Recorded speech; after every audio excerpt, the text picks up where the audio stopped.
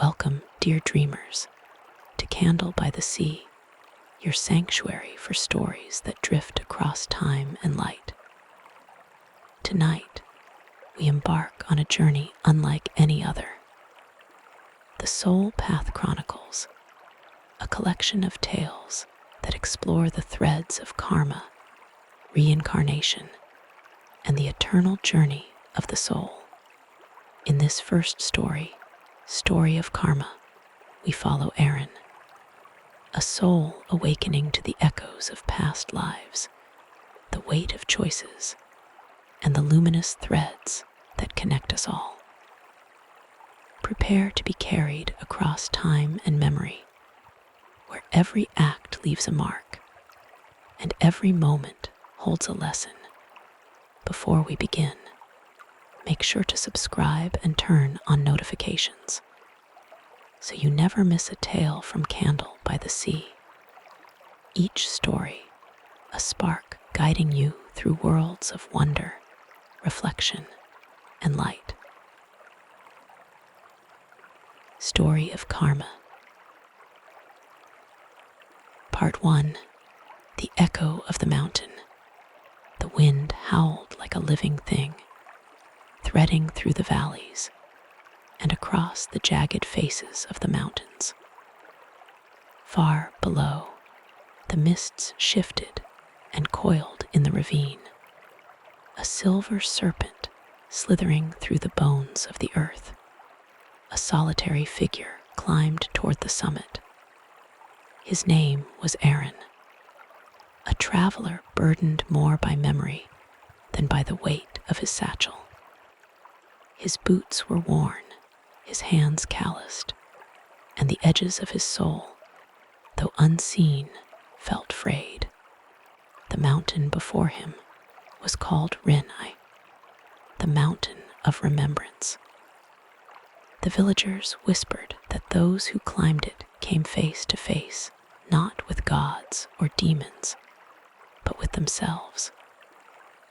And though Aaron did not believe in such tales, a silent voice within him had guided his steps here, one he could neither name nor silence. The air thinned as he ascended. Every breath became a negotiation, every step a vow. The path, once visible, dissolved beneath frost and shadow. Still he pressed on. As twilight deepened, the world turned to indigo and silver. The last light of the sun lingered on the horizon, like an ember reluctant to die. Aaron reached a plateau where a lone cypress tree stood, its roots gripping the stone like a memory, refusing to fade. He rested beneath it, feeling the tremor of exhaustion ripple through him. But when he closed his eyes, the silence was broken, not by the wind or the rustle of branches, but by a whisper, soft, familiar. "Why have you come back, Aaron?" His eyes flew open.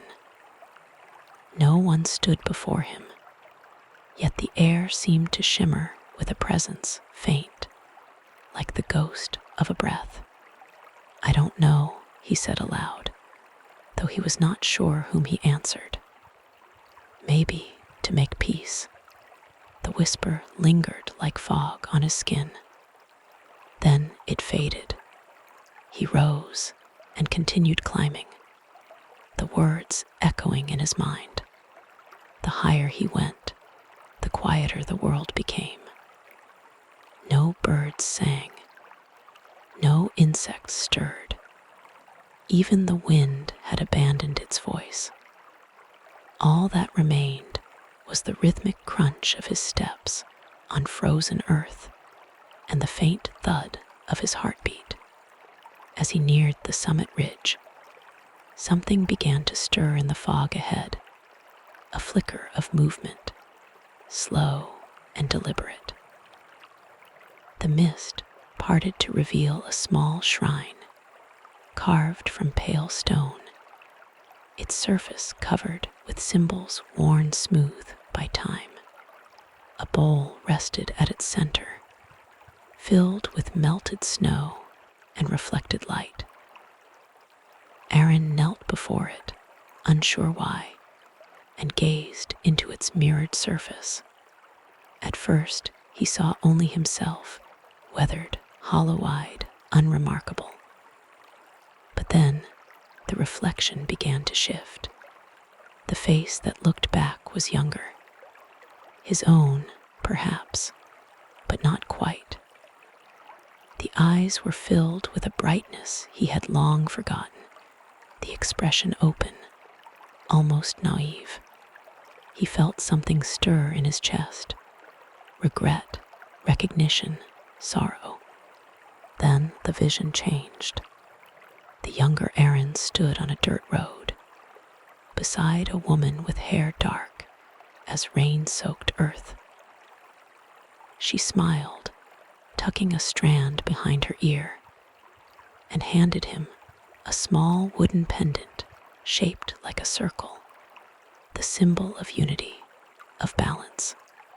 "Whatever path you walk," she said, "remember that it leads back to you." The memory struck him like lightning. He remembered her name now, Lyra, the one he had left behind, the one he had sworn to return to. But he never did. The image dissolved as the water rippled, breaking the illusion. The pendant, the real one, lay heavy in his satchel, untouched for years. He drew it out, his hands trembling, and for the first time since she gave it to him, he wept. The tears fell into the bowl, merging with the melted snow. And as they did, the fog began to move, swirling around the shrine like a great, invisible tide. The air grew heavy, shadows thickened. From within the mist, a voice emerged deeper now, layered like an echo within an echo. "You remember what you took, but do you remember what you gave?" Aaron turned, scanning the white expanse.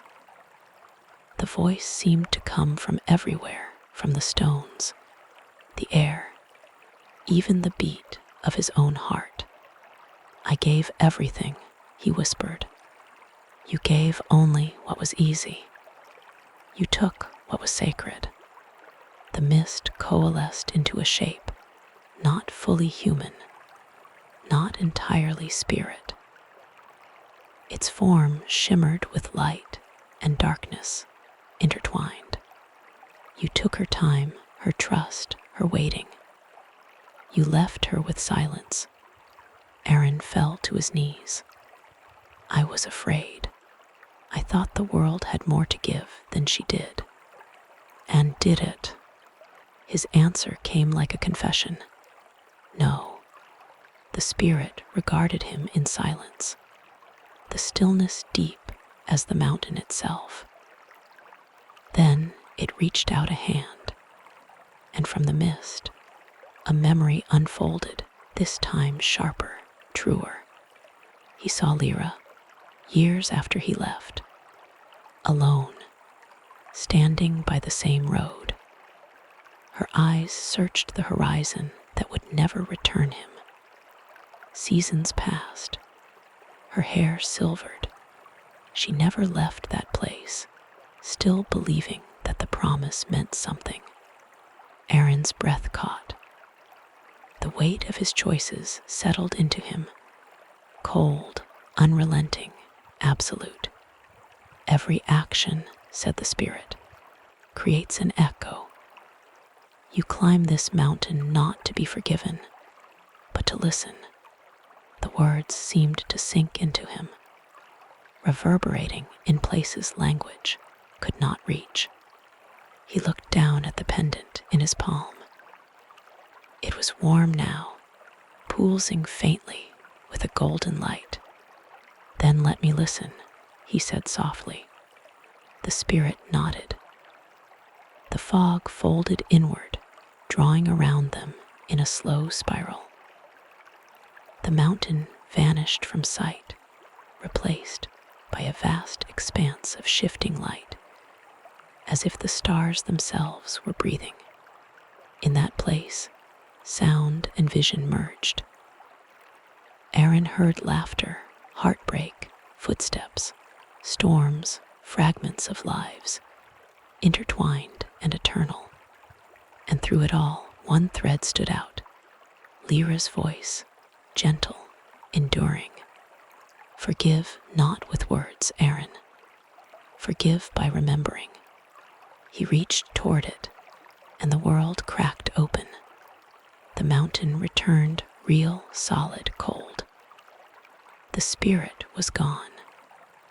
The shrine was still, but the pendant now glowed with a faint, steady flame, as though it held a heartbeat of its own. Aaron rose, the wind once again stirring around him. But this time it carried warmth, like breath against his skin. He turned toward the horizon. The first light of dawn broke through the clouds, spilling gold over the peaks. For the first time in years, he felt something close to peace, not absolution, but understanding. The path down the mountain awaited him, long and uncertain. Yet, every step he took would no longer echo with avoidance, but with remembrance. As he descended, the world below came slowly back to life. The cry of distant birds, the whisper of melting frost, the pulse of flowing rivers. The pendant lay against his chest, warm as if alive. He thought of Lyra again, of her voice carried by the wind. And though she was gone, her essence lingered in the earth, in the air, in him. The wind rose once more, carrying with it the faint echo of a whisper. The soul does not forget, Aaron.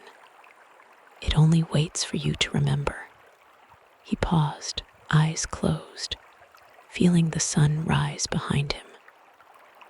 The mountain loomed silent and timeless, but its echo, her echo, lived within him now. A tear traced his cheek, but he smiled. Then he began his descent, slowly, steadily, each footstep a heartbeat of atonement. At the edge of the forest, as he reached the first bend of the path, he turned once more to the summit.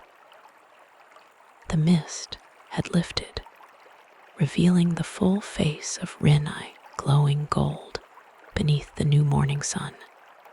And for a moment, Aaron could swear he saw two silhouettes standing where he once knelt, one his own, the other hers, both facing the horizon together. He bowed his head, whispering a final vow to the wind. May every path I walk from this day forward lead me back to you, in this life or the next. The forest accepted his words in silence. The echoes of his steps faded into the earth, leaving behind only the whisper of leaves and the slow rhythm of forgiveness. Far above, the mountain stood unmoved, ancient, patient, eternal, and somewhere deep within its heart, the echo of the soul continued to sing. Part 2. The thread of yesterday. The village lay quiet beneath the silver wash of dawn, the air crisp with the scent of pine and earth. Aaron's footsteps were soft against the dirt path as he walked beside Myra, who carried her herbs and clay vials with careful grace. The morning was calm, but beneath it, a current stirred an unseen rhythm that seemed to tug at the edges of memory, pulling Aaron towards something he could not yet name. For nights, he had dreamt of fire and shadow, not in sleep alone, but in waking moments, when the wind moved through the valley, when sunlight fractured against the stones of the old temple. He glimpsed fragments of another life, faces, voices, and places that had no name in this world. And in those fragments, there was always Myra. As they walked, she turned toward him, her eyes reflecting the rising sun.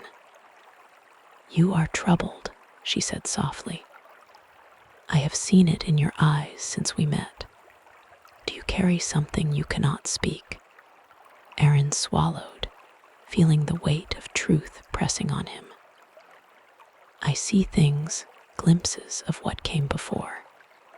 Shadows of a life I cannot fully remember." Myra's lips pressed together. "Then, perhaps the mountain did not only call you for your village. Perhaps it called you to remember." They entered the village as the first smoke curls rose from chimneys. Children shuffled barefoot across frost-hardened earth, and elders greeted Myra with bowed heads and murmured thanks. Aaron assisted as best he could, carrying water, arranging bundles of herbs, but his mind wandered, pulled by the thread of yesterday.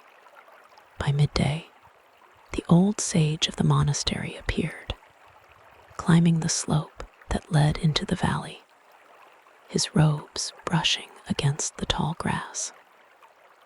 He approached without haste, his gaze sharp yet patient, as though he already knew every secret Aaron carried. "You have begun to see the invisible," the sage said, his voice soft, but cutting through the quiet like a bell. "The echoes of the past are strong, and they are calling you. But you cannot understand them without stepping beyond fear."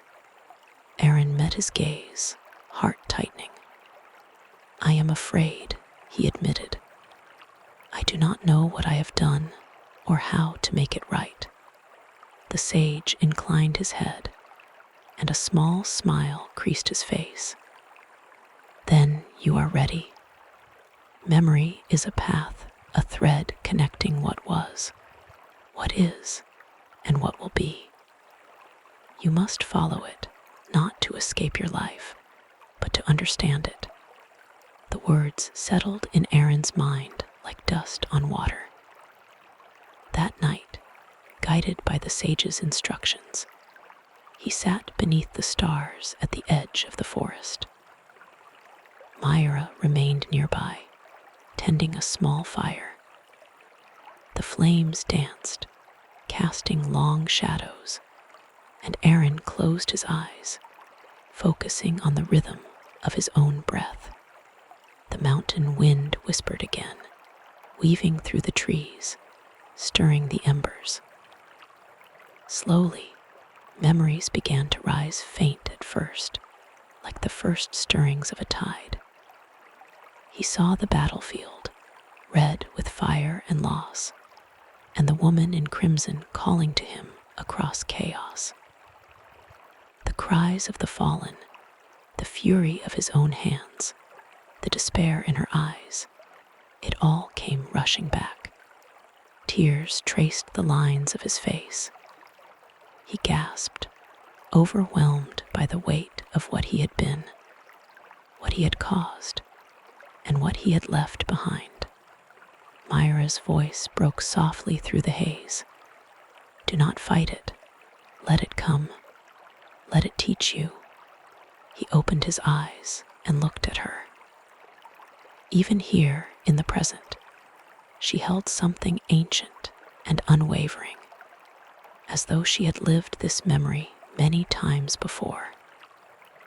He realized then that karma was not punishment, but an unbroken thread, and she, like the mountain, like the wind had been waiting for him to see it. The visions deepened as night wore on. Aaron saw villages he had never known, faces he did not recognize, and yet somehow remembered. He saw himself in countless forms: a boy who had offered bread to the hungry, a warrior who had caused ruin, a healer who had soothed the sick, and a thief who had stolen what was sacred. And in all of them, there was Myra, sometimes as a friend, sometimes as a stranger, always as a soul bound to his own by threads of love, grief, and consequence. It became clear to him that every act, every choice created a pattern, a ripple across time that eventually found its way back to him. Every kindness, every cruelty, every hesitation had consequences that lingered long after the moment passed. The fire crackled as Aaron whispered to himself, "I have carried so much. I have remembered so little. How do I begin to set things right?" Myra approached, kneeling beside him, her hand brushing his shoulder. "By remembering, by living fully in the life you have now.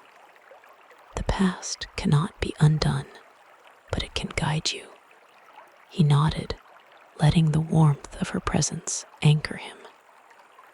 For the first time, he felt a sense of direction, a path not dictated by fear, but by awareness. Days passed, and Aaron worked with Myra to heal the villagers. Each moment of care, each shared laugh with a child, each quiet conversation with an elder became a meditation, a practice of presence. And each night, when he returned to the river to reflect, the threads of his past lives shimmered faintly on the water's surface, like stars caught in a current. One evening, as the sun bled into the horizon in hues of violet and gold, he saw the battlefield again. But this time, something had changed.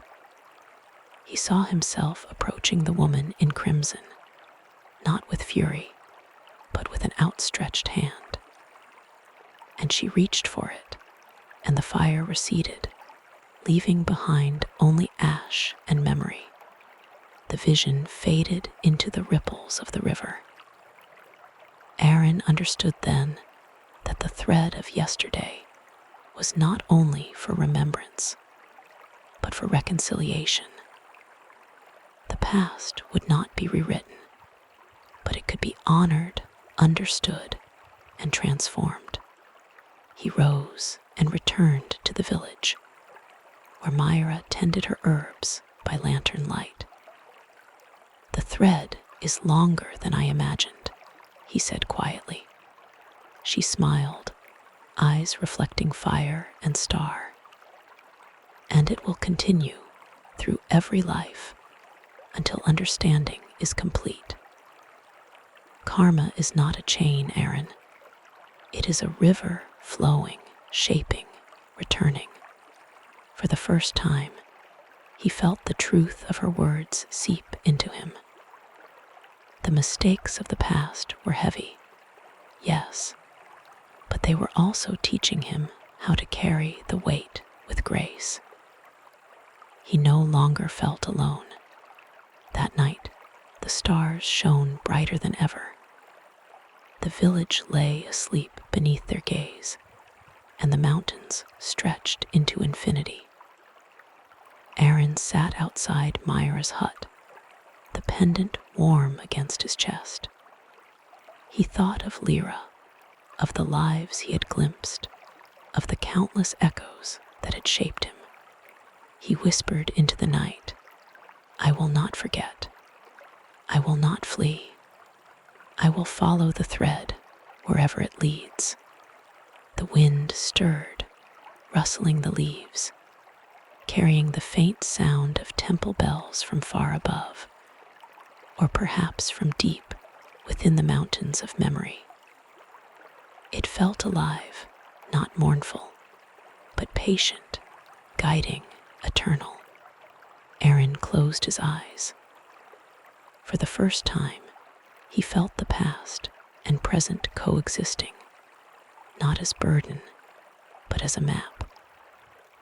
Every sorrow, every joy, every act of love or failure had led him here, and every choice from now on would shape the lives yet to come.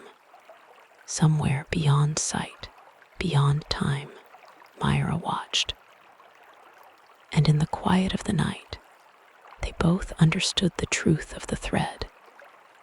It is endless, unbroken, and luminous, and the journey has only just begun.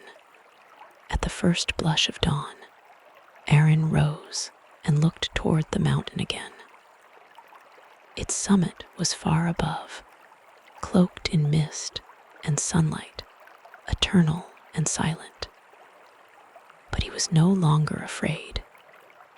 He carried the thread within him now, a luminous strand that connected yesterday, today, and all tomorrows. The journey would be long. He would stumble. He would learn.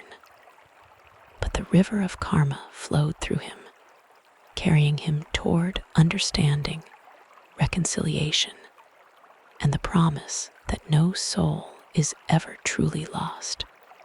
And somewhere, in the folds of memory and wind, he heard the faint, unbroken whisper of the mountain. Follow the thread, Aaron. Follow it, and you will see the heart of the world. Part 3. The River Between Lives. The night was unusually still. The village slept beneath a canopy of stars so dense that the darkness seemed woven from their light. Aaron walked alone along the riverbank, the pendant warm against his chest, pulsating faintly with an unspoken rhythm. Every step on the frozen earth felt heavy yet inevitable, as though he were moving along a path already traced by countless past lives. He paused to gaze into the river, its surface shimmering with starlight. But in that reflection, he did not see the present. He saw fragments of all that had come before, faces he had known and forgotten, deeds done in haste or mercy, laughter and tears, triumph and devastation. The water trembled, alive with the echo of memory, and he realized that the river did not flow forward alone. It flowed across time itself. A soft murmur rose from the river's edge.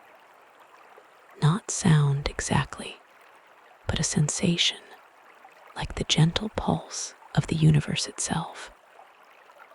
He knelt and traced a finger across the surface.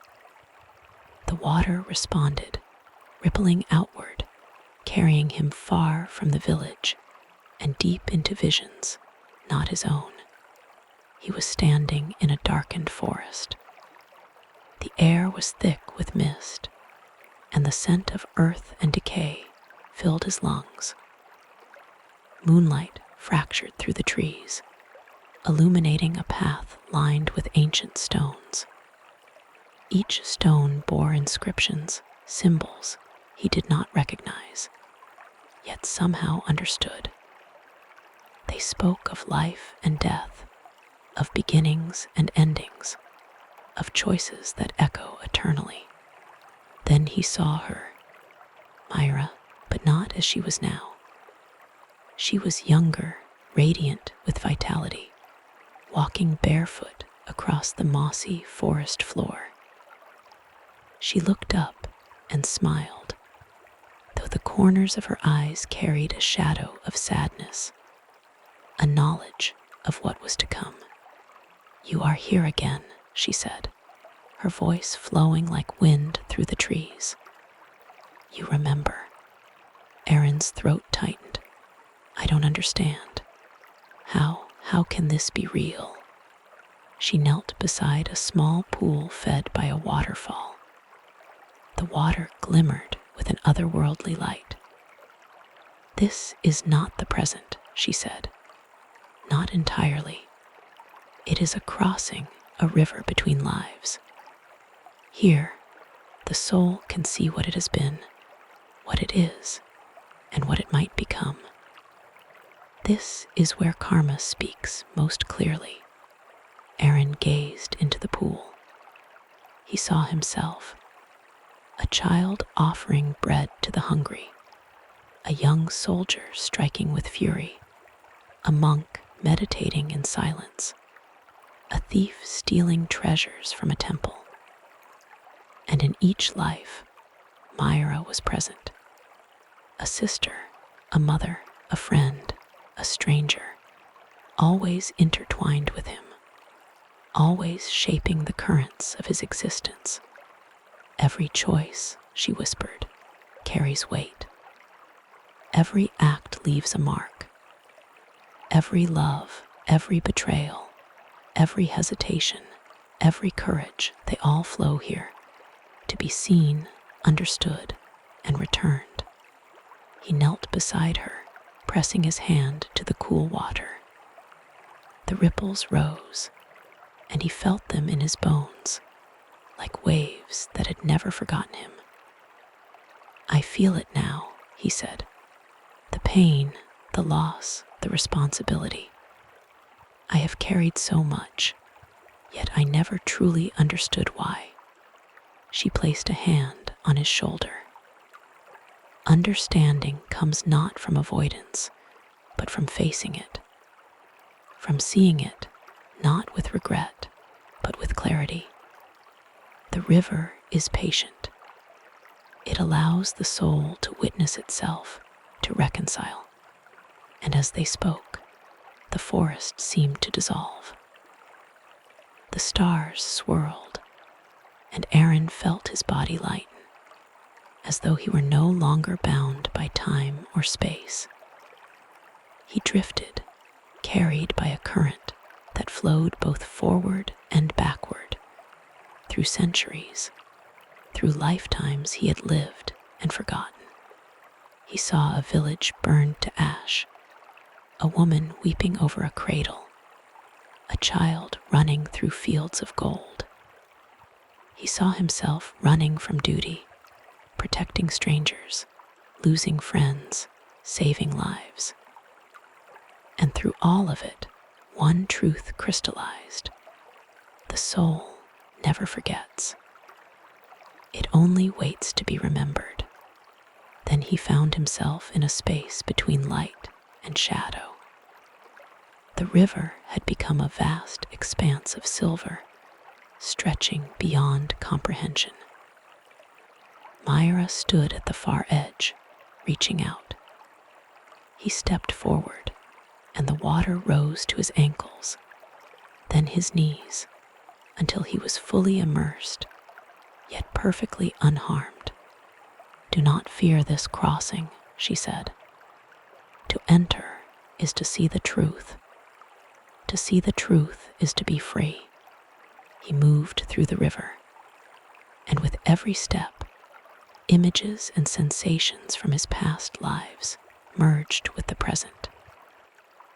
The sorrow of those he had failed, the joy of those he had loved, the moments of courage and despair. They were all one, flowing into him, teaching him, purifying him. A sudden vision struck him with overwhelming clarity. He was a warrior once, standing in a valley ablaze with fire. The cries of the innocent filled his ears. A woman, Lyra, called to him across the flames. Rage had blinded him. In that life, he had destroyed what he was meant to protect. He gasped, sinking into the water. Myra's voice echoed, "And now you see, and now you know, and now you can choose differently." river shimmered, and suddenly he was lifted above the waters, hovering in the silver light. Around him, countless forms, lives he had touched, knowingly or unknowingly, moved like spectral dancers in an eternal ballet. Each soul's path was entwined with another, some in harmony, some in conflict, all tracing the vast design of cause and effect. "You see, Aaron," Myra said, "karma is not punishment. It is not reward. It is the thread that binds all souls, a thread that guides, teaches, and returns what is owed. To live in awareness is to honor it, to walk it consciously." He nodded, feeling the truth in every cell of his being. "Then this river, this crossing, it is a place of reckoning."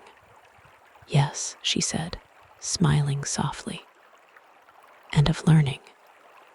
You will return to the world, but you will carry its lessons in your heart. You will act with intention, and your soul will flow onward with clarity, rather than with blind repetition." As the silver light began to fade, the forest returned. The riverbank came into view, the village beyond, alive with morning sun. Aaron's body felt grounded once more, yet the memory of the river, of the crossing, remained. He knew he had been changed, as water shapes the stones it touches, slowly, inevitably, irreversibly. Myra approached, her eyes reflecting the faint light of dawn.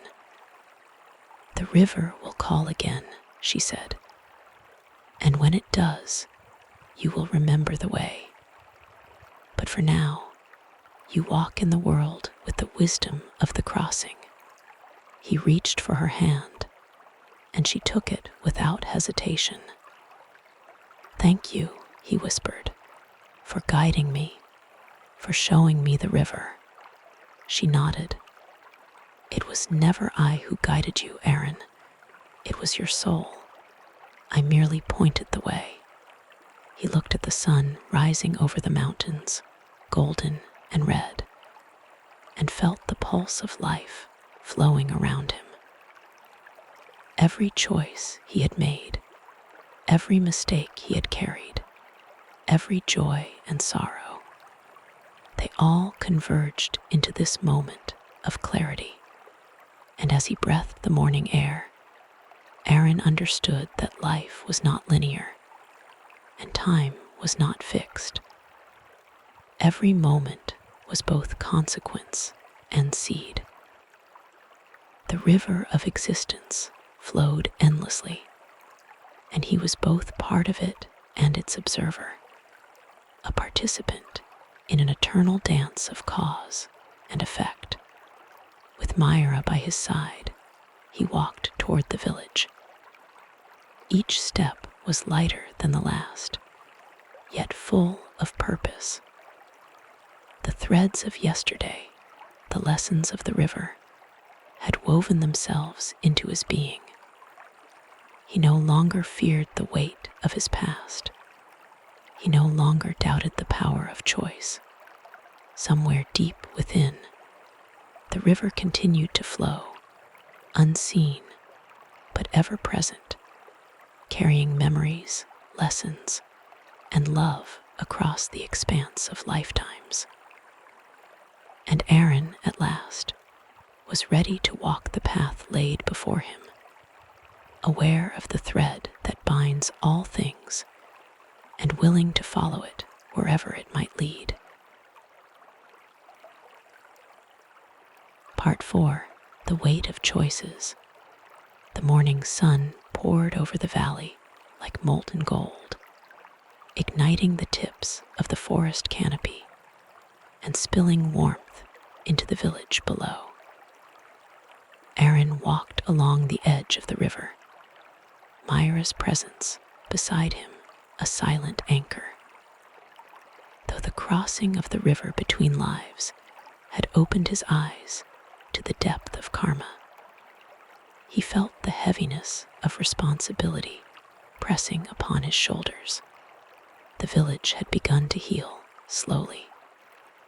The children, once pale and weak, now laughed and ran through the narrow streets. Elders offered gratitude, but their eyes carried a quiet question. Could Aaron and Myra truly protect them from the unseen currents that had brought suffering before? Aaron paused at the bridge that spanned the river. Water shimmered beneath him, reflecting the sunlight in 1,000 dancing fragments. He touched the cold wood and felt the pulse of countless lives flowing beneath it. The joy, the pain, the choices that had shaped not only him, but everyone connected to him. Myra spoke softly. Every choice you make now is a seed. Some will grow into fruit, some into thorns. But you must act with awareness, not fear. He nodded, but the weight of the knowledge pressed upon him. Awareness was not liberation, it was responsibility. Every step, every word, every gesture could ripple across time. He could no longer move blindly as he had in his past lives. Every action carried consequence. The first test came before noon. A group of villagers gathered at the town square, faces anxious, voices raised. A fire had broken out in one of the storage sheds, and though the flames were small, panic had spread faster than smoke. Aaron and Myra ran toward it.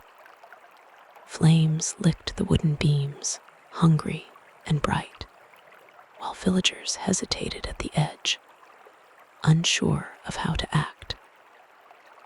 Aaron felt the pull of the river again, the echoes of past failures, and remembered a life in which he had ignored a fire, letting fear dictate his hands while destruction unfolded. This time he acted differently. He spoke clearly to the villagers, directing some to fetch water, some to pull supplies to safety, some to form a human chain. Myra moved fluidly among them, dousing the edges and calming frantic hearts. The fire was contained. No one was harmed. Yet, as the last sparks died into smoke, Aaron felt the weight of the lesson. Awareness alone was not enough. Courage must accompany it. And even courage must be tempered with care, else it could become recklessness. That night, the village gathered in the square for a small celebration of survival. Lanterns glowed like suspended stars, casting soft light across smiling faces. Music drifted through the air, simple notes on a flute, drums tapping the rhythm of life itself. Aaron sat apart, watching. The joy was contagious, yet fragile. Every laugh, every dance, every moment of peace was balanced on the knife's edge of impermanence. He thought of the river between lives, of the threads of karma connecting all souls, and realized that living with awareness was not a shield from suffering, but a commitment to act meaningfully within it. Myra approached and seated herself beside him. "Do you feel it?" she asked. "The threads. Every choice you made today has echoed beyond this moment."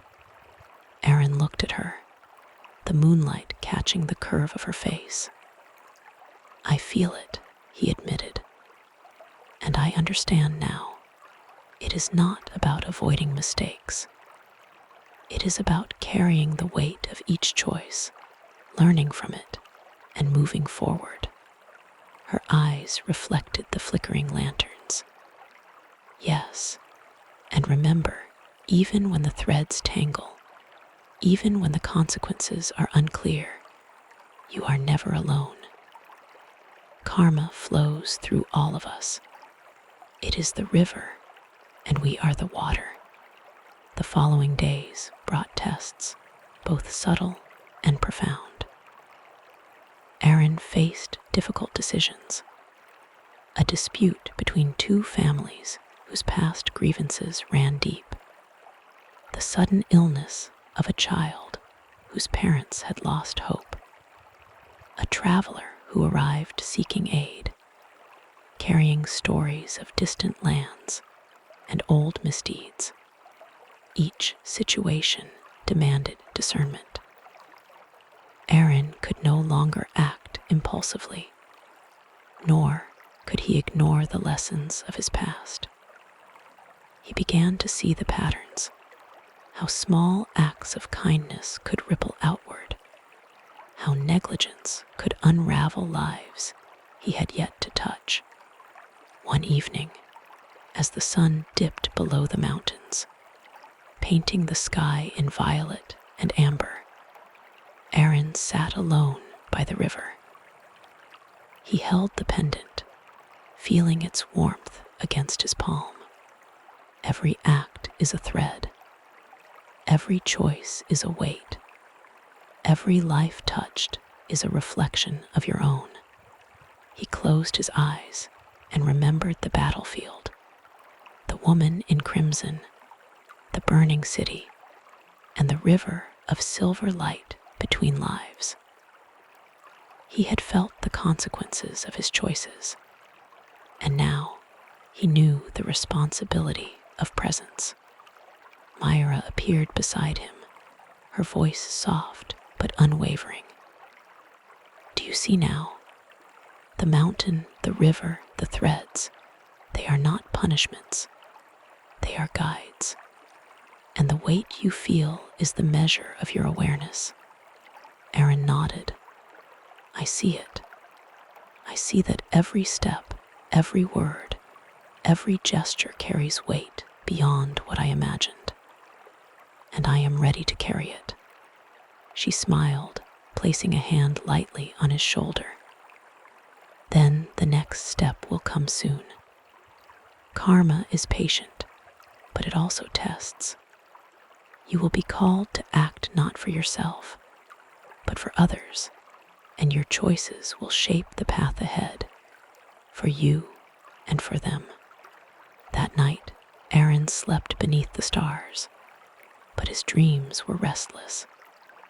He saw countless paths stretching in every direction, each one a possibility born of choice. Some led to joy, some to sorrow, some to redemption, some to regret. In each vision, Myra appeared always present, sometimes guiding, sometimes waiting, sometimes distant.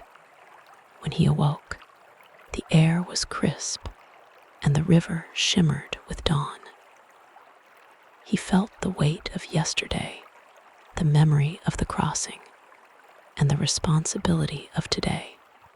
A traveler had arrived, a woman carrying a wounded bird in her hands. She sought help, speaking quickly of villages stricken by illness and forests consumed by fire. Aaron knew, instinctively, that her journey was a test. How he responded would ripple far beyond this moment. He took the bird gently, instructing Myra to prepare herbs and poultices. Then he addressed the traveler. You have come seeking aid, and aid will be given. But understand, your actions matter too. The choices you make carry consequences, just as they carry life. The traveler nodded, unsure at first. Then slowly comprehension dawned in her eyes. Aaron Aaron felt a warmth in his chest, not pride, but clarity. Awareness without action was nothing. Action without awareness was dangerous. True balance lay in walking the middle path, mindful, compassionate, and deliberate. By nightfall, the village had grown quiet. Aaron walked the riverbank once more, the pendant against his chest, the cool wind brushing his face. He felt the weight of the day, heavy, yes, but tempered with the quiet strength of understanding. Myra joined him, and together they watched the moon rise, pale and steadfast above the mountains. "Tomorrow," she said, "you will be called again. The threads never end, Aaron, but now you know how to bear their weight." He nodded, gazing at his reflection in the river. For the first time, he saw not just the man, but the soul he had been shaping through lifetimes. The echoes of past mistakes lingered, but they no longer bound him. They informed him. They taught him. And in that understanding, he felt a quiet courage growing. Every step is a choice. Every choice carries weight. And every weight can be borne with awareness, compassion, and courage. The river murmured at his feet, carrying whispers from the mountain, from past lives, from futures yet to unfold. Aaron exhaled slowly, feeling the threads settle lightly around him, not a burden, but a map, a path, a promise. He knew the journey was far from over. Karma would test him again. Lives would intersect, and the threads would twist and knot. But for the first time, he felt ready. He would walk the path consciously, carrying the weight of his choices with open eyes and steady heart. And as the stars shimmered above and the river whispered its eternal song, Aaron understood one simple truth. To walk with awareness is to honor life itself, to honor every thread, every soul, every choice, and every moment. Part 5. The Circle of Return. The dawn broke over the valley in a slow, molten sweep of light, spilling gold and rose across the forested hills. Aaron stood atop the ridge, overlooking the village, the pendant warm against his chest, its pulse echoing the rhythm of the earth. He had walked long along the river of memory, across the threads of countless lives, and the weight of awareness now rested upon him like a mantle, heavy, yet alive with possibility. The village below was stirring. Children laughed in the distance. Elders moved through their morning routines, and Myra tended the first fires of the day.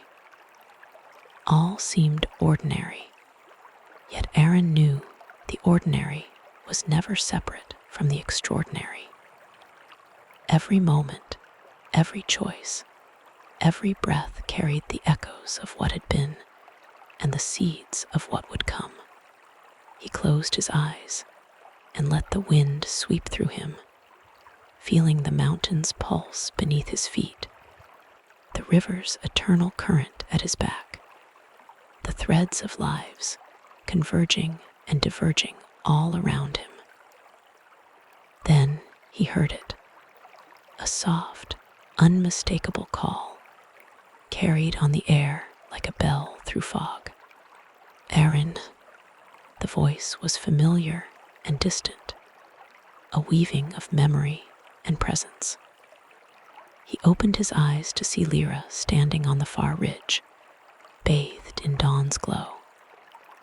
Her hair caught the light like liquid night, her eyes reflecting both sorrow and hope. The sight of her stirred the river within him, the river between lives, the echo of choices, the weight of what had been taken and what had yet to be returned. He stepped forward, uncertain yet compelled.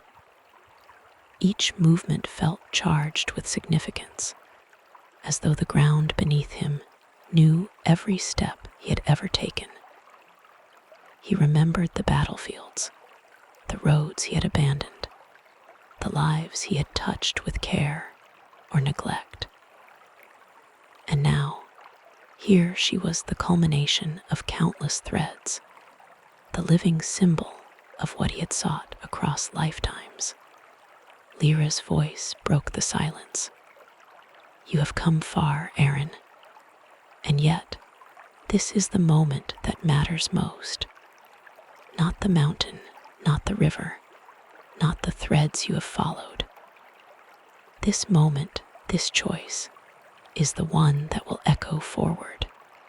He felt a tremor in his chest, the weight of responsibility pressing upon him like a tide. I do not know if I can," he admitted. "I have failed before, so many times." Her gaze held him steady. "And yet you have returned. That is what matters. To return, to face the consequences of your own actions, to honor what was lost and what may yet be gained, that is courage. That is karma. That is life." The wind rose, carrying the scent of pine and earth, carrying with it a chorus of whispered voices from the river of lives he had seen. Faces of children he had nurtured, friends he had abandoned, strangers he had saved, and strangers he had wronged. Every echo converged into one resounding truth. Actions shape destiny, and destiny is never separate from the soul that carries it. Aaron knelt on the ridge, the pendant warm against his palm. He let himself breathe in the light, the air, the pulse of life. "I understand now," he said softly. "It is not the mistakes I cannot undo that define me. It is the courage to return, to face them, and to act with awareness from here on." Lyra extended her hand. He reached for it, and as their fingers met, a wave of warmth surged through him. In that instant, the threads of past lives, the lessons of the river, and the echoes of the mountain converged into clarity. He saw himself as he had been, a boy who hesitated, a man who fled, a soul learning again and again. And he saw himself as he could be, a man acting with awareness, with compassion, with courage, aligned with the eternal flow of cause and effect. The light around them intensified, blurring the line between the ordinary and the extraordinary. The valley, the river, the mountain, the threads of countless lives, all shimmered in harmony. The echoes of the past no longer haunted him, they guided him. The weight of choice no longer paralyzed him, it empowered him. "You are free," Lyra whispered, "not from consequence, but from ignorance. You are free to act, to honor, to live." Aaron exhaled, feeling a deep resonance within his chest. He understood at last that karma was not punishment, nor was it reward. Karma was the river of connection, flowing through every life, every choice, every soul. And he had learned to navigate it, not blindly, not in fear, but with awareness, compassion, and intention. As the sun reached its zenith, Aaron and Lyra walked down the ridge toward the village, Each step was deliberate, each movement grounded, yet lightened by understanding. They passed the river, now glimmering with silver in the morning sun, and he felt the currents of time and consequence swirl around him, not threatening, but guiding. The villagers noticed their passage, pausing to watch the pair descend. There was no fanfare, no ceremony, only the quiet acknowledgement of presence, a recognition that some journeys cannot be celebrated, only witnessed. And in that quiet, Aaron understood the final lesson. The path of karma is walked in service, in awareness, and in humility, not in glory. At the village center, he paused to meet the eyes of those he had helped, those whose lives he had touched in ways large and small. Their gratitude was real, but understated, a reflection of the flow of life itself. Subtle, powerful, continuous. Myra approached, her smile calm and knowing. You have returned fully, Aaron, and yet the journey continues. Karma is eternal, as is the thread that binds us all. Remember, the river never stops flowing, and the mountain never forgets. He nodded. I understand. I will carry it with me. Always. As the sun climbed higher, bathing the valley in brilliance, Aaron felt a deep serenity settle within him. The threads of past lives, the river of consequence, and the mountain's timeless presence had converged to teach him one final truth. Life is the perpetual act of returning to ourselves, to those we have touched, and to the awareness of the soul's journey. He looked once more toward the distant mountains, their peaks glowing in the sun, and whispered a vow to the wind, the river, and the mountain. May every choice I make honor the lives I have lived, the souls I have touched, and the path I am yet to walk. May I carry the weight of karma with courage, awareness, and compassion, until the river returns me once more to understanding. Lyra squeezed his hand lightly. Then the circle is complete, for now.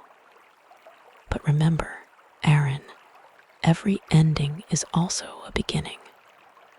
And every beginning carries the echoes of what was. The wind stirred the leaves, the river shimmered with silver light, and the village thrummed with life, simple, quiet, eternal. Aaron exhaled, feeling the river of karma flow through him, carrying lessons, love, and purpose across lifetimes. And somewhere, in the heart of the mountain and the depths of the river, the echoes of the soul continued to sing, eternal, patient, and luminous. Aaron turned toward the path ahead, knowing the journey would continue. He walked forward with the weight of choice in his heart, the awareness of connection in his mind, and the courage of understanding in his soul. And in that moment, he knew, truly knew, that the circle of return was not an end, but a promise. The wind rose, carrying whispers of lives past, voices of those yet to come, and the eternal song of the river. Aaron stepped into the flow, no longer afraid, fully awake, fully present, a soul aligned with the luminous threads of karma. So the first chapter of the Soul Path Chronicles, Story of Karma, is now concluded. Aaron Aaron's journey reminds us that every choice, every action, every life we touch leaves an echo, a thread woven into the fabric of eternity. If you've enjoyed this tale and wish to continue exploring the mysteries of karma and the soul, subscribe to Candle by the Sea and turn on notifications. Join us as we drift through more stories that illuminate the paths of hearts, minds, and spirits. Thank you for listening, dear dreamers. May your own journey be gentle, your choices mindful, and your heart ever open to the luminous threads that guide us all. Rest beneath the starlight and let your imagination soar.